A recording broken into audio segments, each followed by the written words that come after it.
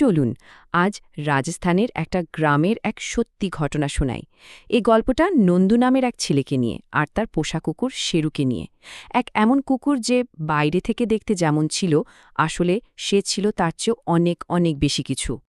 তো গল্পটা শুরু হচ্ছে একটা সুখী সচ্ছল পরিবারকে দিয়ে। তাদের জীবনে কোনো কিছুর অভাব ছিল না, কিন্তু তারা ঘুণাক্ষরেও টেরই পায়নি যে তাদের এই সুখী কিছু প্রতিবেশীর মনে ভয়ঙ্কর এক হিংসার জন্ম দিচ্ছে, আর সেই হিংসাই ডেকে আনবে এক অকল্পনীয় বিপদ।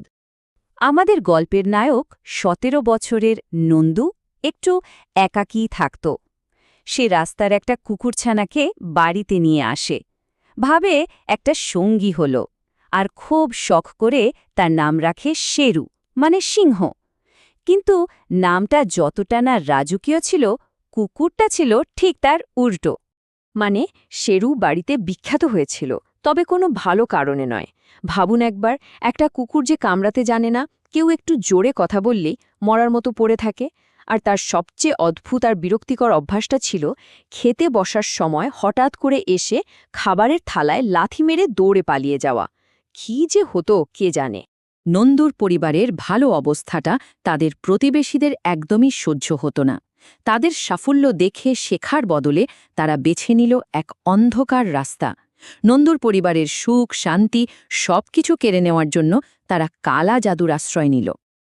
আর তাদের সেই কালো উদ্দেশ্যের প্রভাব পড়তেও বেশি সময় লাগল না। এর শুরুটা হয়েছিল একটা খুব সামান্য কিন্তু অদ্ভুত শব্দ দিয়ে। কেউ ভাবতেও পারেনি যে এই শব্দটাই এক ভয়ঙ্কর দুঃস্বপ্নের শুরু হতে চলেছে। তো সেই রাতে নন্দুকে পাঠানো হলো ব্যাপারটা কি তা দেখতে, আর সেখানে গিয়ে সে যা দেখল তার জন্য সে একেবারেই প্রস্তুত ছিল না। এক ভয়ঙ্কর মূর্তি যার চোখ দিয়ে রক্ত গড়িয়ে পড়ছে। আর ঠিক সেই বিপদের মুহূর্তে, যখন তার সবচেয়ে বেশি সাহায্য দরকার, তার সেই রক্ষক শেরু, সে হাওয়া, তাকে শুধু দেখা গেল অন্ধকারের মধ্যে প্রায় দৌড়ে পালিয়ে যেতে।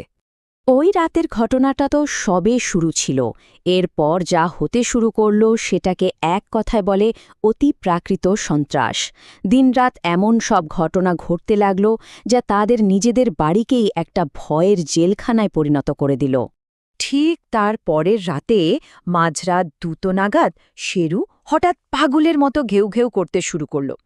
সবাই ভয়ে ভয়ে বাইরে তাকিয়ে দেখল কনের সাজে এক মহিলা হাতে একটা প্রদীপ নিয়ে নিঃশব্দে তাদের গেটের সামনে দিয়ে হেঁটে চলে গেল। ভাবা যায়? সকালের আলোতেও স্বস্তি ছিল না, বরং অপেক্ষা করছিল নতুন ভয়। তারা দেখল বাড়ির বাইরের দেয়ালে নিচ থেকে ছাদ পর্যন্ত বরিশায় আকারের রক্তাক্ত পায়ের ছাপ। এমনভাবে ছাপগুলো পড়েছে যেন কেউ সোজা দেয়াল বেয়ে হেঁটে ওপরে উঠে গেছে। আতঙ্ক যেন প্রতিদিন নতুন নতুন রূপ নিচ্ছিল। কয়েকদিন পর নন্দুর মা দেখলেন কাছের একটা গাছে এক নগ্ন টাক মাথার অদ্ভুত প্রাণী বসে আছে। তার চোখ দুটো বিশাল, আর সে একদৃষ্টে তাদের বাড়ির দিকেই তাকিয়েছিল।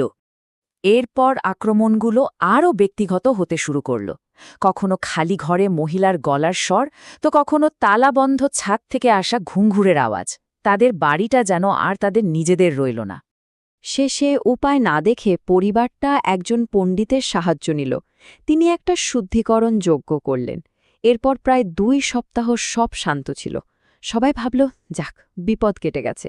কিন্তু এটা ছিল আসল ঝড়ের আগের নিস্তব্ধতা। আর সেই কাল রাত্রিতে শেরু আবার তার পুরনো কাজটা করে বসল। নন্দুর বাবার খাবারের থালায় দিল এক লাথি। এবার নন্দুর ধৈর্যের বাঁধ ভেঙে গেল। সে জীবনে প্রথমবারের মতো শেরুকে খুব বকাবকি করল।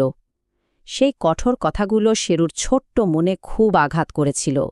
শেরুকে বকার পর নন্দুরও খুব খারাপ লাগছিল। মন খারাপ নিয়ে সে ছাদে ঘুমোতে চলে গেল। নিচে শেরুও খুব দুঃখ পেয়েছিল, কিন্তু সে তার মালিকের উপর থেকে নজর সরায়নি। আর পাহারা দিতে দিতেই সে আকাশের দিকে তাকিয়ে ওটা দেখতে পেল, কিছু একটা যেটা সোজা নন্দুর দিকেই নেমে আসছিল। ওটা কোনো সাধারণ ভূতপ্রেত ছিল না।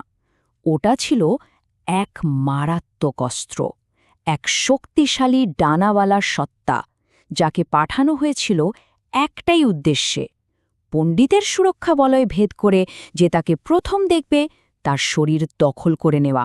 নন্দু যে কি ভয়ঙ্কর বিপদে আছে সেটা বুঝতে পেরেই শেরুর মধ্যে যেন অন্য কোনো শক্তি ভর করল।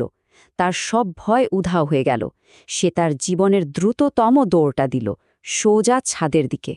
শেরুর ছুটে আসার শব্দে নন্দুর ঘুম ভেঙে গেল। সে ভাবল শেরু হয়তো ধাক্কা মারবে, কিন্তু না, শেরু তাকে পাশ কাটিয়ে শূন্যে লাফ দিল, ঠিক নন্দু আর সেই অদৃশ্য বিপদের মাঝখানে। নন্দু যা দেখল তা সে জীবনেও ভুলতে পারবে না। শেরু মাটি থেকে প্রায় 4 ফুট উপরে শূন্যে ঝুলছে, ছটফট করছে, যেন কোনো অদৃশ্য শক্তি তার গলা টিপে ধরেছে। তারপর একটা শেষ গোঙানির শব্দ হলো, আর তার ছোট্ট শরীরটা মাটিতে পড়ে গেল। সঙ্গে সঙ্গেই সব শেষ। শেরুর মৃত্যুর পর সব উপদ্রব থেমে গিয়েছিল, কিন্তু তার জন্য যে দাম দিতে হলো তা ছিল অসামান্য। শোকে বিহবল পরিবারটা আবার সেই পণ্ডিতের কাছে গেল।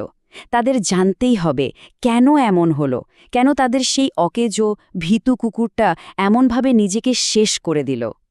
আর তখনই আসল সত্যিটা সামনে এলো। পণ্ডিত যা বললেন তা অবিশ্বাস্য।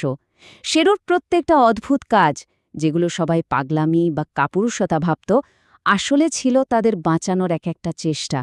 সে যখন পালিয়ে যেত তখন আসলে সে অশুভ জিনিস বাড়ি থেকে দূরে ফেলত, আর যখন খাবারের থালা উল্টে দিত তখন সে তাদের বিষ মেশানো খাবার খাওয়া থেকে বাঁচাত।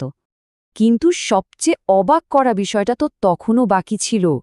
পণ্ডিত বললেন শেরুর আনুগত্য এতটাই শক্তিশালী ছিল যে মৃত্যুও তাকে আলাদা করতে পারেনি।